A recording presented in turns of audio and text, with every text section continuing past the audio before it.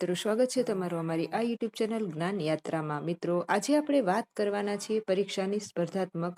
તો કે ગુજરાતમાં સરકારી નોકરીનું સપનું જોતા લાખો ઉમેદવારો માટે એક ટર્નિંગ પોઈન્ટ છે, કારણ કે રાજ્ય સરકારના સામાન્ય વહીવટી વિભાગ CAD દ્વારા વર્ગ 3 ની ભરતી પ્રક્રિયામાં જે ક્રાંતિકારક ફેરફાર કરવામાં આવ્યો છે તે આપણી વર્ષો જૂની તૈયારી પદ્ધતિને પડકાર આપી રહ્યા છે.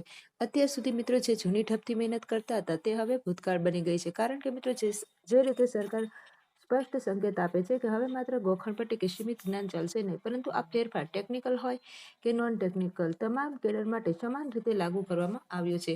નવી પરીક્ષા પદ્ધતિનું વિશ્લેષણ કેવી રીતે? તો કે કુલ ગુણ 210 જ રાખવામાં આવ્યા છે, પરંતુ આ ગુણોની જે આંતરિક વહેંચણીમાં જે પાવર સ્વીપ થયો છે તે સમજવો ખૂબ જ અનિવાર્ય છે. પાર્ટ એ તો કે જનરલ સબ્જેક્ટ, જેનું વચન પહેલા માત્ર 60 માર્ક્સ હતું તેને વધારીને હવે 90 માર્ક્સ કરી દેવામાં આવ્યા છે.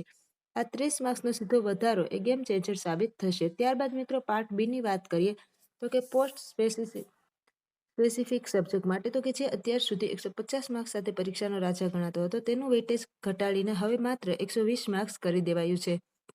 હવે મિત્રો જોઈએ નો બ્લુપ્રિન્ટ, તો કે સફળતાની ચાવી માટે, તો કે પાર્ટ એ માં 90 માર્ક્સનું વિશ્લેષણ કરીએ તો સ્પષ્ટતાનો એકદમ આપણને આધાર તરીકે કહી શકાય તો એ ગણિત અને રિઝનિંગ છે, કારણ કે 90 માંથી 60 માર્ક્સ તો માત્ર આ બે વિષયોના જ છે, એટલે કે જેનું લોજિક પાવરફુલ તેનું સરકારી નોકરી પાકી. અને અન્ય વિષયોમાં વાત કરીએ મિત્રો તો કે 30 માર્ક્સમાં જેમાં બંધારણ, કરંટ અફેર્સ, ગુજરાતી, અંગ્રેજી અને કોમ્પ્રિહેન્શનનો સમાવેશ થાય છે.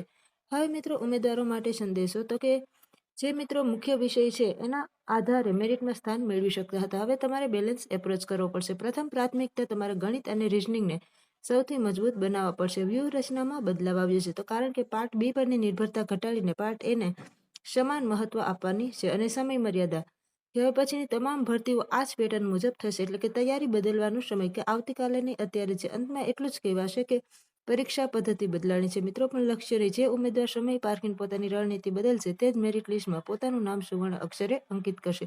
આવી જ નવી અપડેટ સાથે ફરીથી મળીશું. ત્યાં સુધી જય હિન્દ, જય ભારત.